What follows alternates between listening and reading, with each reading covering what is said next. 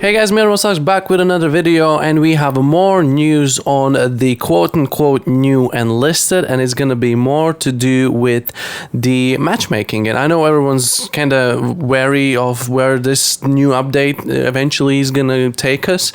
Obviously, the matchmaking is a massive part of the game, and if that is messed up, then yeah, the game can end up being pretty unplayable. So fingers crossed it's not going to be, and I'll take you through some of the key points and key factors which are gonna, well, affect your essentially matchmaking, the people, the teams that you're gonna verse, the people that you're gonna be playing with, and generally the locations you're gonna be playing in. So Enlisted has come up with a locations based on the weapons you choose. So they have an extremely good example here down in the website. For example, you're playing the Soviets, right? Forget the campaigns. You just have Soviets, Germans, Americans, Japanese, so on, yada, yada, yada, right?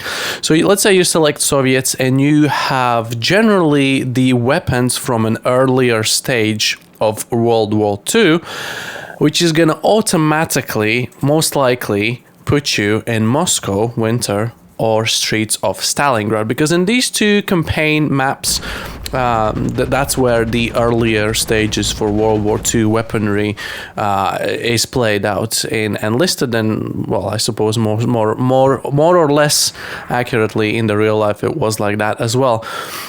Which I suppose makes kind of sense. It'll go along with those hardcore realistic, not the realistic, but the historically accurate fanatic people, which is pretty much gonna help this issue, which is okay. I find it cool that they have found a way of kind of satisfying everyone. Queue times, everyone can play with their different armies, and they still try to keep it relatively historically accurate, which I'm not too fussed about, but I know some people are like diehard for the historic accuracy.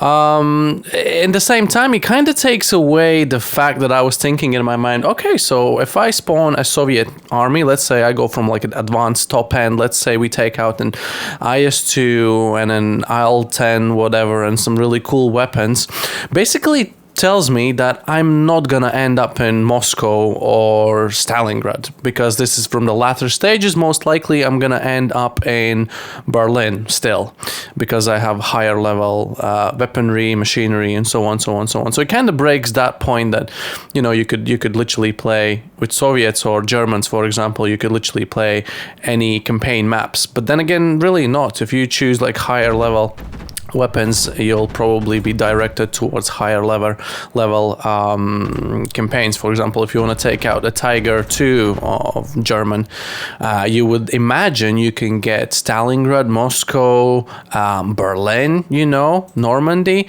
But in the essence, because it's a higher level vehicle or plane or whatever, you're most likely gonna still end up in Berlin or Normandy. So it's kind of a bit of a head scratcher.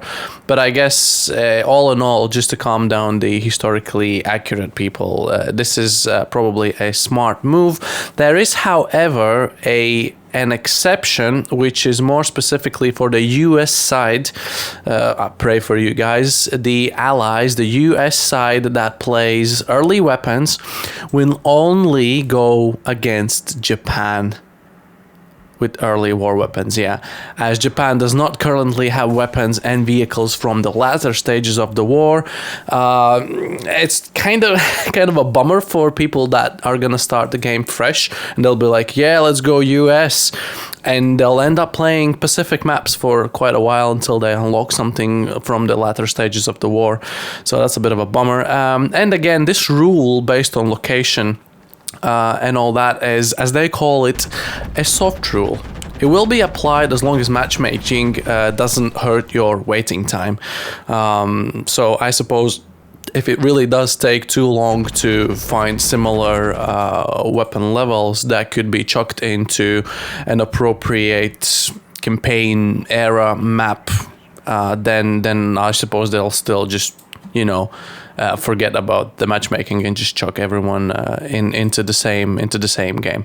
But yeah, that is basically how the matchmaking works. So you know, again, what I had in my mind was like, you can take, I don't know, it'll take a P-47 or something into, I don't know, Pacific or whatever, right? But now that, because it's such a high level, you're probably going to end up yet still back in Normandy maps, and it goes for every single campaign.